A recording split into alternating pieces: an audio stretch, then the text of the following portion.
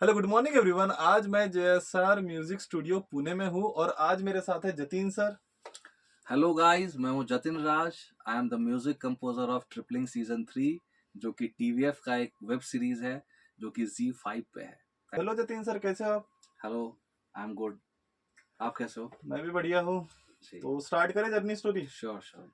तो सबसे पहले तो आप पब्लिक को ये बता दीजिए कि आप कहाँ से बिलोंग करते हो, आपकी फैमिली कहाँ से बिलोंग करती है। मैं हूँ रांची से, हम्म। झारखंड से। हम्म। एंड माय पेरेंट्स वहीं पे रहते हैं। हम्म। एंड बस झारखंड का हूँ मैं। कूल। तो ये जो एजुकेशन आपका हुआ है, तो एजुकेशन आपने कहाँ से किया, लाइक झारखंड से ये मेरा एजुकेशन? एजुकेशन, मेरी स्कूलिंग हुई 10th तक मैंने रांची से पढ़ाई किया। हम्म। फिर मैं +2 में कोटा चला गया था। हम्म। तो 2 साल मैंने मतलब आईआईटी के प्रिपरेशन के लिए मैं कोटा गया हुआ था। ओके। जी। बट ये जो आपकी जर्नी स्टोरी है कि आप आज एक सिंगर है, आज एक आप हम्म, कंपोजर है, हम्म, तो ये कब आपके जहन में है? लाइक आपको बचपन से ऐसा पसंद है कि नहीं मुझे सिंगिंग करना है, मुझे कंपोज करना है गानों को, या जी। 12th के बाद या ग्रेजुएशन के बाद ये कब से आपके जहन में है कि नहीं मैं ये भी कर सकता हूँ? म्यूजिक सुनने का शौक था हम्म। बहुत पहले से। हम्म। और ये इंटरेस्ट आया था मेरे में क्योंकि मेरी जो माँ है वो काफ़ी मतलब वो गाना सुनती है रेडियो पे। तो जब मैं छोटा था तो आंगन में मतलब सॉन्ग्स मतलब प्ले होते रहते थे। हम्म। वहाँ से मुझे सुनने का काफ़ी मतलब इंटरेस्ट आ गया। हम्म। फिर मैं काफ़ी गाना सुना, from Mukesh to Jagjit Singh to A.R. Rahman to Pink Floyd. तो मतलब सुनते, पहला जो पैशन था वो म्यूजिक को लेके वो सुनने का था। हम्म। तो मतलब हम कह सकते हैं कि मेरा जो फर्स्ट इंटरेस्ट जो था म्यूजिक, वो लिसनिंग के थ्रू हुआ है। और उसके बाद जब मैं कॉलेज में गया हम्म। तो कॉलेज में 4th ईयर में हम्म। मैंने गिटार सीखना शुरू किया। ओके। उससे पहले मैं कॉलेज में जो मतलब जो भी अपना जो फंक्शंस होता है हम्म। तो उसमें हम लोग पार्टिसिपेट करते थे, सिंग करता था मैं। पर मतलब म्यूजिक को लेके कभी उतना सीरियस नहीं था कि इसमें इसमें मतलब करियर भी कुछ एक कि मैं कुछ कंपोज कर सकता हूँ या इसमें कुछ करना है, ये मतलब प्लानिंग नहीं थी। ओके। ये प्लानिंग हुई जब मैं 4th ईयर में गिटार सीखना शुरू किया। हम्म। और जब मैंने एक सॉन्ग कंपोज किया था जो कि मेरे कॉलेज के सर्कल में काफ़ी मतलब वो फेमस सॉन्ग हो गया था। वहाँ से फिर मुझे लगा कि actually that was the first time जब मुझे मतलब क्लैरिटी मिली हम्म। कि मुझे म्यूजिक ही करना है।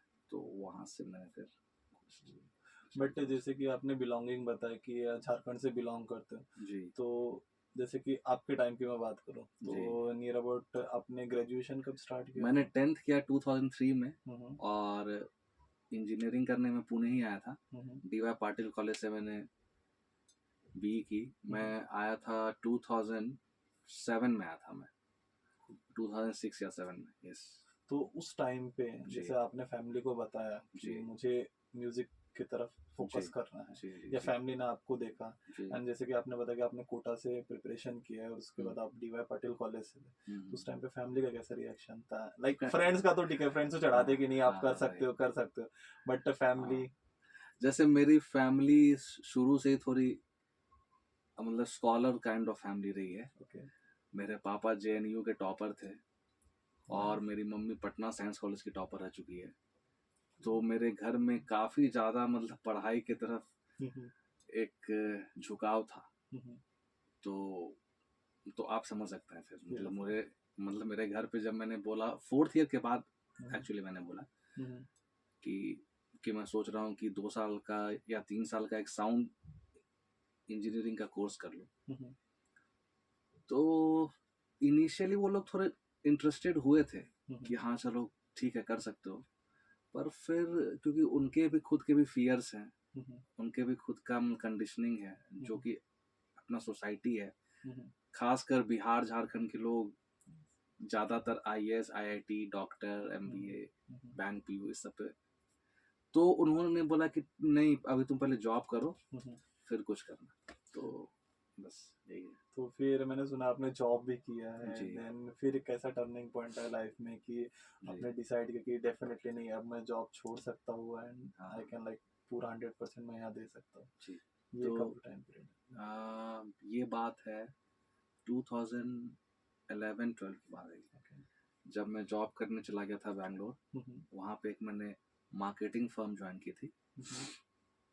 वहाँ मैं 1-1.5 साल जॉब किया, पर साथ में मेरा गिटार पे कंपोजिशन मतलब चल रहा था खुद के लिए, जस्ट फॉर पर्सनल हैप्पीनेस। मैं खुद ही कंपोज करता था, अपना थोड़ा बहुत ट्यून अपने फ़ोन में सेव करता था, रिकॉर्ड करता था, तो वो सब प्रोसेस चल रहा था। पर उस समय भी आई वॉज नॉट श्योर कि म्यूजिक कभी कर पाऊंगा।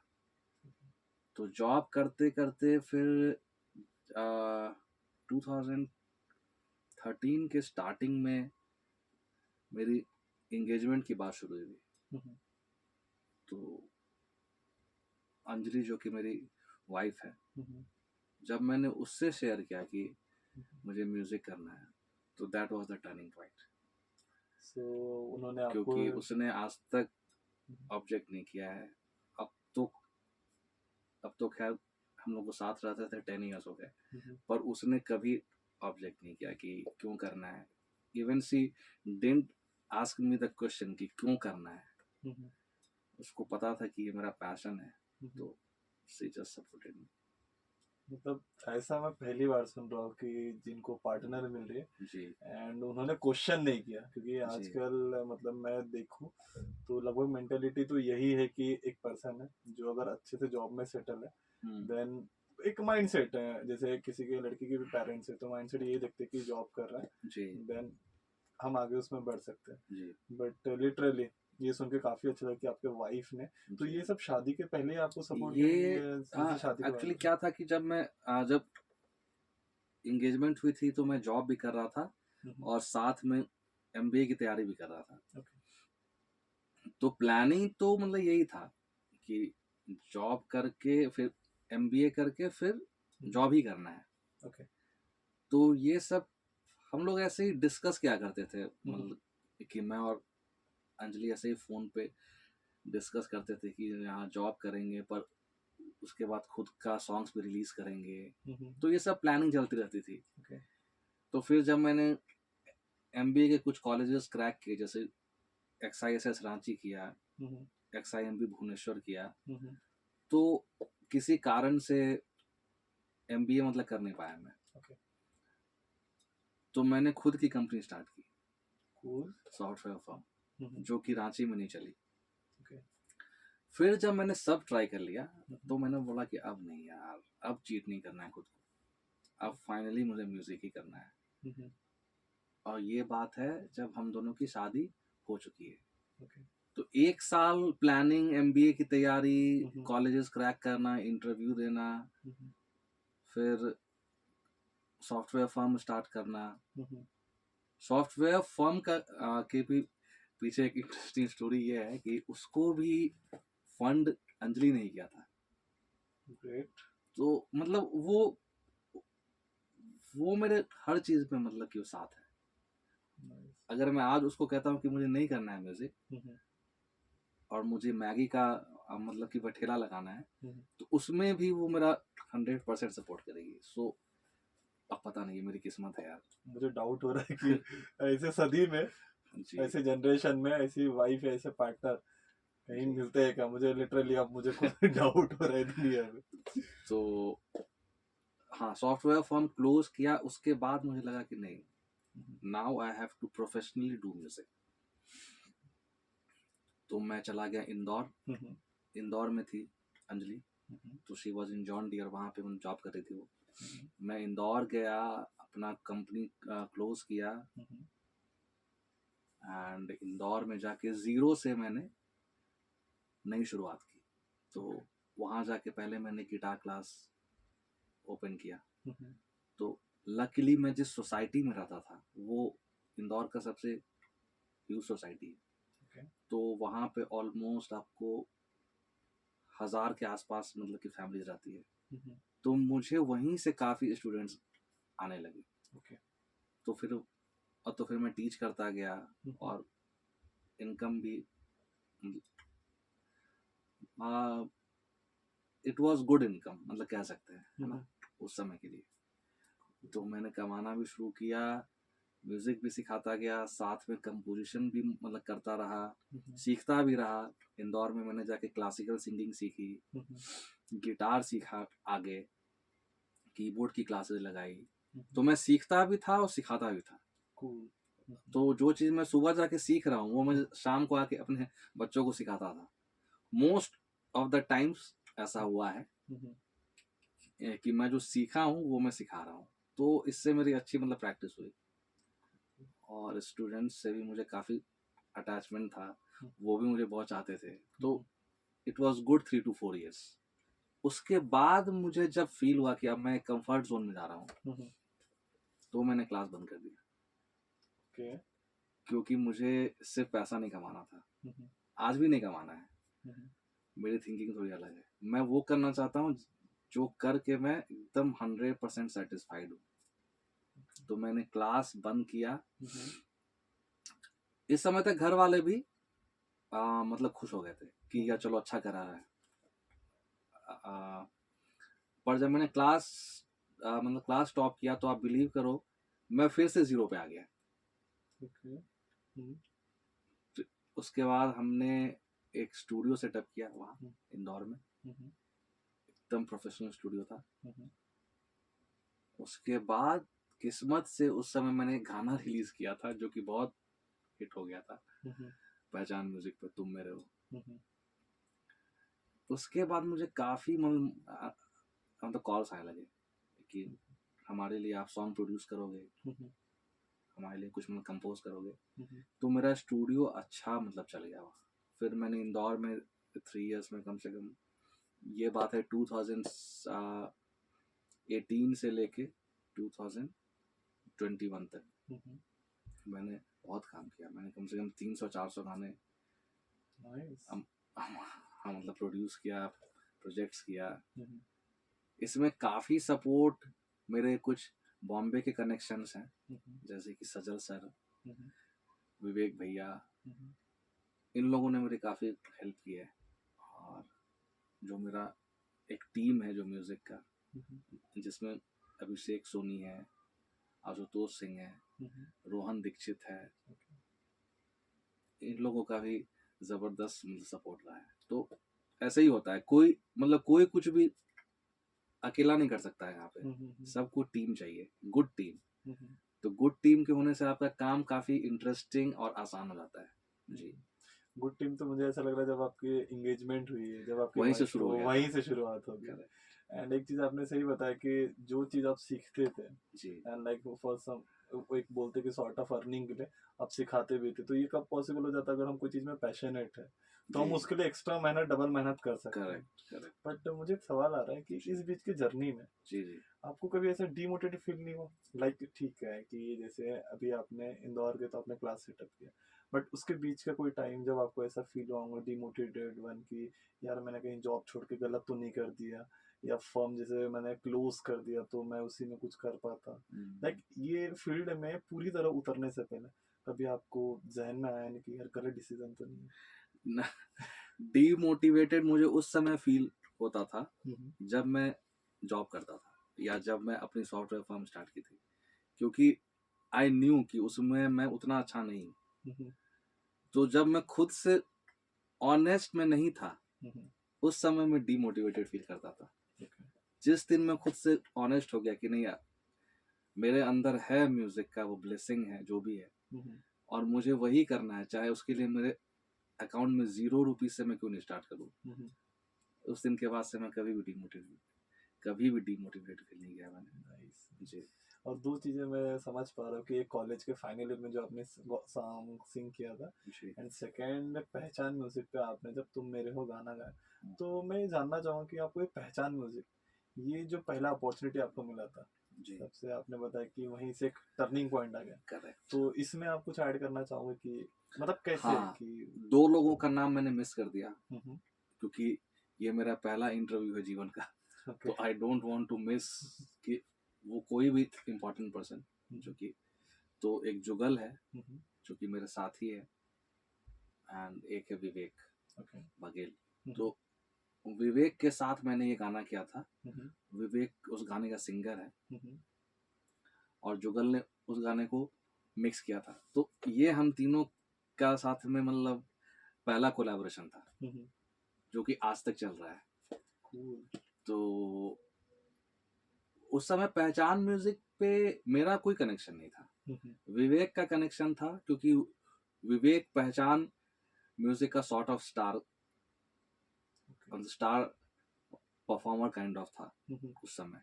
तो विवेक ने जब ये गाना सुना, उसको मैंने इंदौर बुलाया, वो उस समय वो भोपाल में रहता था, वो आया, और उस समय ऐसा कोई सेटअप नहीं था मेरे पास, it was just a basic setup.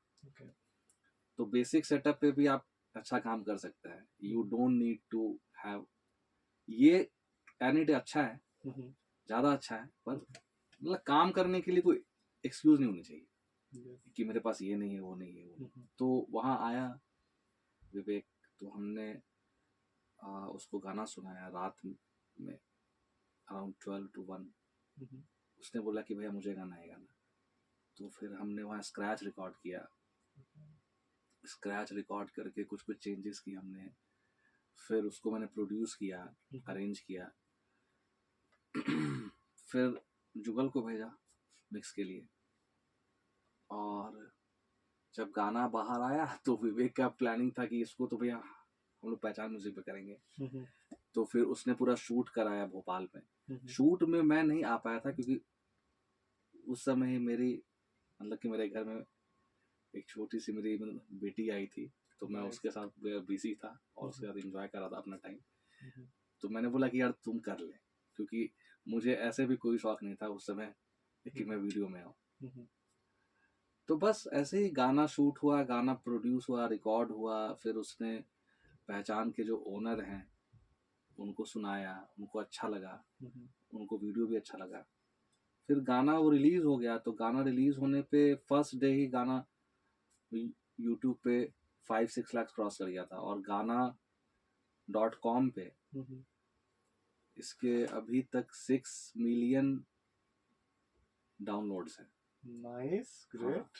तो वहां से जर्नी स्टार्ट हो गया, गाना बिकेम हिट। तो इसमें कंट्रीब्यूशन टीम का है, विवेक का भी है, और पहचान म्यूजिक का भी कंट्रीब्यूशन है, जुगल का भी है, तो टीम वर्क था। कूल। और उसी के बाद आपका चालू हो गया कि आपने उसके बाद फिर क्योंकि स्टूडियो स्टार्ट ही हुआ था, नया नया खुला था, तो मैंने थोड़ा गूगल ऐड ये वो ऐड करके थोड़ा प्रमोट किया था। और एक मेरा हेल्पर था उस समय, उसने भी काफी हेल्प की थी, क्योंकि वो इंदौर के सारे आर्टिस्ट से कनेक्टेड था कहीं ना कहीं, तो उनको फोन करके इनवाइट करता था स्टूडियो पे। तो शुरू में तो आप बिलीव नहीं करोगे, मेरे स्टूडियो के बाहर लाइन लगी रहती थी, एकदम भीड़ हो गया था। मतलब मेरे को समझ ही नहीं आया कि इससे बात करूं या उससे बात करूं। तो वहां से फिर स्टार्ट हो गया यार।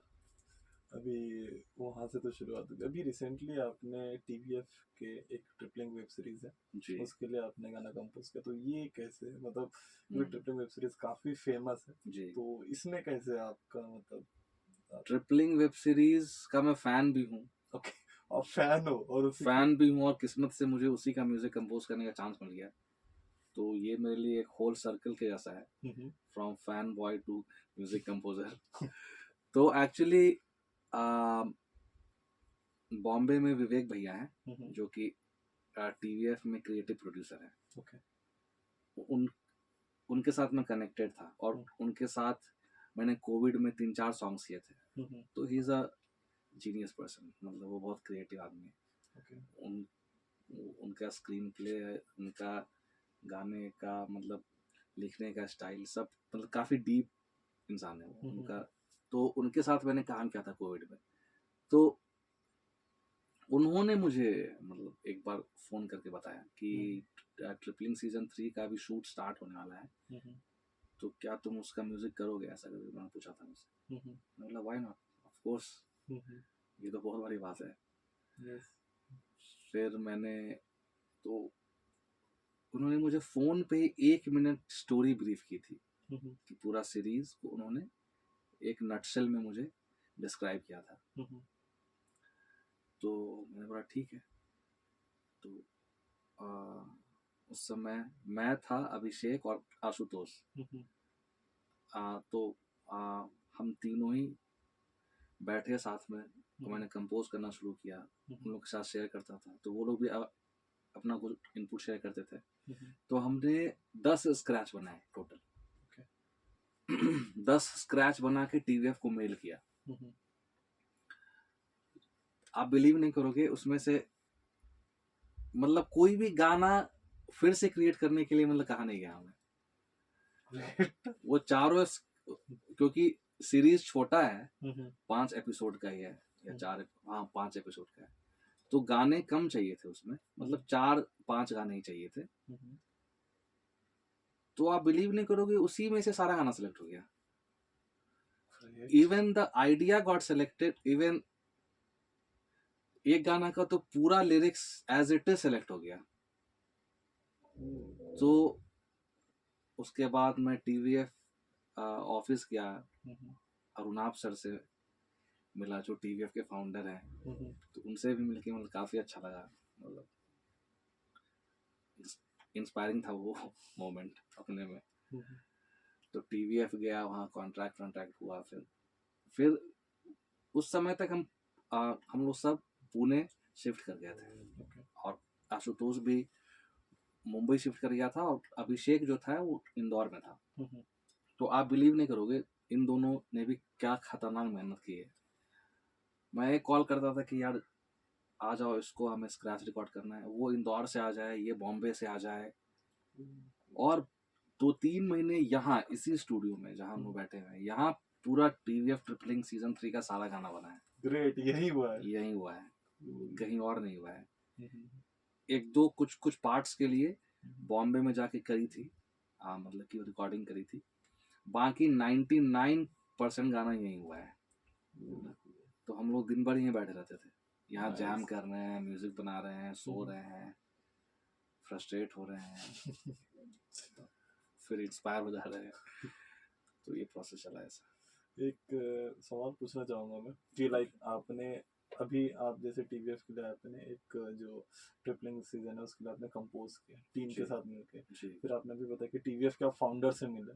तो उस टाइम पे मिलके और एक अपना पिछला याद करके, लाइक कि मैं कहीं जॉब कर रहा था एंड उस टाइम पे भी एक था कि जॉब करूंगा, फिर आगे रहता है जहन में कि रहेगा नहीं रहेगा, फिर फैमिली भी साथ में थी। तो उस टाइम पे आपको कैसा फील हुआ? पूरा होता है ना कि हमें एकदम से कुछ खुशी मिलती तो हमें पूरा पुराना याद आ जाता कि यार मैं कहाँ था, आज मैं कहाँ। तो देखो मेरे साथ कुछ अलग फंडा है। मुझे कल क्या हो गया वो मुझे मतलब याद नहीं रहता है, और न ही मैं उसको कभी उतना इम्पोर्टेंस मैंने दिया है। अगर मैंने ट्रिपलिंग सीजन 3 के लिए गाना भी किया है तो वो अब हो चुका है मेरे लिए। ओके, अब मैं उसको याद नहीं करता हूँ, वो एक जर्नी है जीने का, जो ये सफर जो है ये कंटिन्यूअस मूवमेंट है लाइफ का। पास्ट इज गॉन, इट्स मतलब पास्ट जो है इट्स डेड, तो मैं उधर जाता ही नहीं हूँ। और ये मेरे हर चीज के लिए है। अगर आज मैं और तुम कुछ आर्ग्यूमेंट भी कर लेते हैं, तुमको मैं हर्ट कर देता हूँ या तुम मुझे हर्ट कर देते हो, तो ये मेरे साथ सिर्फ हार्डली 5 से 6 मिनट तक रहेगा। ओके, इट गोज अवे, है ना। बट स्टिल तुमने क्वेश्चन पूछा है तो मैं इसका आंसर करता हूँ सोच के, है ना, कि उस समय मेरे अंदर एक ही फीलिंग थी कि जिस सीरीज का मैं फैन हूँ उसके लिए मैं म्यूजिक कर पा रहा हूँ, ये मेरे लिए एक बड़ी बात थी उस समय। और अरुणाब सर से मिलना, बॉम्बे जाके टीवीएफ का ऑफिस का वो माहौल देखना, तो मेरे लिए एक इंस्पायरिंग था कि क्योंकि TVF is the Pioneer of web series in India. तो मतलब ये मेरे लिए एक क्या बोलूं, एक ड्रीम कम ट्रू होता है ना कि। और देखो जॉब का तो मैंने सोचा ही नहीं, कभी नहीं। वो तो जब मैं क्लास भी लेता था तब भी मेरे जहन में जॉब वॉब नहीं आता था। हाँ मैंने बीच में टीचिंग भी किया, लेकिन मतलब स्कूल में एज अ म्यूजिक टीचर, हम्म, इंदौर की बात है ये। okay, तो उसको भी मैंने कभी एज अ जॉब कंसीडर नहीं किया, क्योंकि उसमें मैं म्यूजिक ही सिखा रहा था। हम्म, तो हाँ, पर उस मोमेंट में जब मैं अरुणाभ सर से मिला, पीवीएफ ट्रिपलिंग गया, तो मुझे फील हुआ कि यस, अब मेरे गाने 5-6 लोग और ज्यादा सुन सकते हैं। ये भी एक अच्छी फीलिंग थी cool. जी।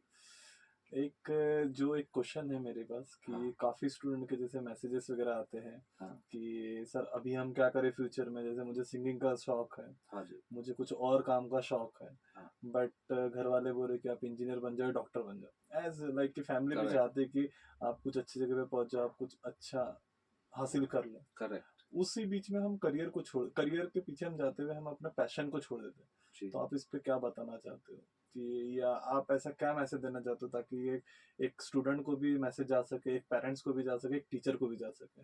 क्योंकि हमारे लाइफ में अगर हम घर छोड़ के रहे ज्यादा तो हम वो स्कूल में है या कॉलेज में हैं। जी। और तीसरा एक आता है जो हमारा पेरेंट्स या हम टीचर बोल सकते हैं, एक दोस्त बोल सकते हैं, जो हमारा सराउंडिंग है। तो आप इसके ऊपर कुछ बोलना चाहोगे? आई आई थिंक ये बहुत सीरियस क्वेश्चन है, ओके। और इसका आंसर भी बहुत सीरियस होना चाहिए। मैं किसी को इन्फ्लुएंस नहीं करना चाहता हूँ, पर मेरे को ये लगता है कि फिश को आप बोलोगे पेड़ पे चढ़ने, पेड़ पर ट्री पे क्लाइंब करने, और बर्ड को बोलोगे पानी में जाके गोता लगाओ, तो वो नहीं हो सकता है। यस। तो सबसे पहले, अगर आप में कुछ एक्स्ट्रा टैलेंट है, अगर आपने उसको आइडेंटिफाई कर लिया है, तो you give your everything to it, your body, your mind, your heart, your soul, give all your energy to it, क्योंकि लाइफ आपको एक ही बार मिलेगी, है ना। Don't compromise, never compromise. अपने पैशन के साथ कभी कॉम्प्रोमाइज मत करना, चाहे उसके लिए तुमको 10 दिन भूखे भी सोना पड़े, but do that and don't try to convince anyone, चाहे वो तुम्हारे पेरेंट्स हो, चाहे तुम्हारी वाइफ हो, तुम्हारे फ्रेंड्स हो, तुम्हारा बॉस हो। खुद को भी मत कन्विंस करना कि क्या ये मैं सही कर रहा हूँ या गलत, क्योंकि वो तुम्हें जिंदगी भर हॉन्ट करेगा फिर कि मैं ये कर सकता था, मेरे अंदर ये आर्ट है, पर मैं कर नहीं पाया। इसके साथ ये भी आंसर है कि ये प्रोसेस बहुत पहले स्टार्ट होना चाहिए, ड्यूरिंग आवर चाइल्डहुड। इसमें टीचर का रोल बहुत ज्यादा होता है, क्योंकि बच्चे ज्यादा टाइम स्कूल में रहते हैं, है ना। और खासकर आजकल तो पेरेंट्स जॉब्स पे जाते हैं, या पहले भी पेरेंट मतलब जॉब पे हैं या घर के काम में बिजी हैं, उन्हें उतना टाइम नहीं रहता है। पर टीचर का सोसाइटी में सबसे बड़ा रोल किताबी ज्ञान नहीं है, टीचर का रोल है बच्चे का कैरेक्टर बिल्डअप करना, और बच्चे के अंदर क्या खूबी है उसको पहचानना और उसको ये बताना। तो सबसे बड़ा रोल सोसाइटी में एक टीचर प्ले करता है, स्कूल प्ले करता है। अनफॉर्चुनेटली हमारे कंट्री में वो बहुत कम है, टीचर हैं ऐसे पर बहुत कम है। जब ये टीचर ज्यादा हो जाएंगे तो वो बच्चे भी फिर ज्यादा हो जाएंगे। क्वेश्चन है आपके लिए जी। तो मैं क्वेश्चंस पूछता हूँ श्योर। तो पहला क्वेश्चन है श्रुतिका दातिर की तरफ से। जी। Could you please sing 2 lines for me? अरे यार।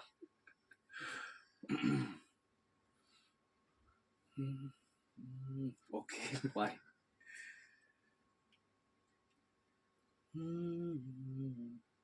बेवजह सी जिंदगी ये बेवजह अब नहीं, खाम खा मैं चुप रहा, खाम खा वो चुप रही, अर्जी दिल की मैंने डाली, पूछा यार से आएगा वो पल, कहे जो तू बड़े प्यार से, कहूँ ना तुम मेरे हो,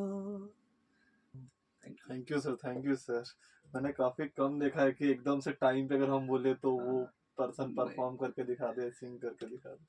thank you so much. And second question है हर्षा कड़वे की तरफ से, who inspired you to become a music composer? Who inspired me? Very good question. हाँ, इंस्पिरेशंस काफी हैं। A R Rahman, Pink Floyd, Led Zeppelin, Jagjit Singh. पर जब ये डिसीजन आया कि मुझे म्यूजिक कंपोजर बनना है, तो फिर उस समय वहाँ कोई नहीं था। उस समय वहाँ मैं भी नहीं था। वो खुद मतलब वो खुद आ जाता है जी। एंड एक क्वेश्चन है विशाल सिपैया की तरफ से, when and how you realise your passion for music? Yes, I realised it when I started to play guitar, जब मैं 4th ईयर में था, जब मैं गिटार सीखने गया। क्योंकि ये सीखने की इच्छा शुरू से थी, फ्रॉम माय चाइल्डहुड। तो जैसे ही मैंने गिटार सीखना शुरू किया, तो वो फिर वो ट्रिगर कर गया वहां से। हाँ। एक क्वेश्चन है अश्विनी सीएस की तरफ से जी। What you do if the audience was reacting negatively और being distracting during your performance? I think ये टफ क्वेश्चन है। What I do, I just keep on performing. जो मेरे हाथ पे है मैं वही कर सकता हूँ। मैं जाके ऑडियंस को नहीं कह सकता हूँ कि तुम ऐसे क्यों कर रहे हो। या तो मैं कुछ गलत कर रहा हूँ, या अगर मैं सही कर रहा हूँ, तो उस समय just focus on yourself, just focus on your performance. वो नॉइज को कट कर दो, just perform for yourself first. Cool जी। मतलब काफी होता है ऐसा कि जब हम कहीं पे परफॉर्म करने जाते हैं तो पहली बात तो हमें नर्वसनेस होता है, बट साथ ही साथ अगर कोई ऑडियंस है वहां पे and if they are not reacting positively that literally affects on us कि हम उस टाइम पे थोड़ा नर्वस हो जाते हैं, फिर कुछ चीजें गड़बड़ हो जाती है। बट डेफिनेटली आपसे वो मोटिवेशन ले सकते हैं कि उस टाइम पे अगर वो खुद के ही परफॉर्मेंस पे ध्यान दे, ना कि किसी और के तरफ, देन डेफिनेटली वो अपना बेस्ट करके ही आएंगे। तो एक उम्मीद वासवानी की तरफ से क्वेश्चन है, how confident were you when you consider not the conventional way of getting a corporate job from engineering but rather focusing on music? Non-conventional aspect always comes with unwanted criticism from the people who think success comes just in the way they themselves are confident have been about. So how confident I was?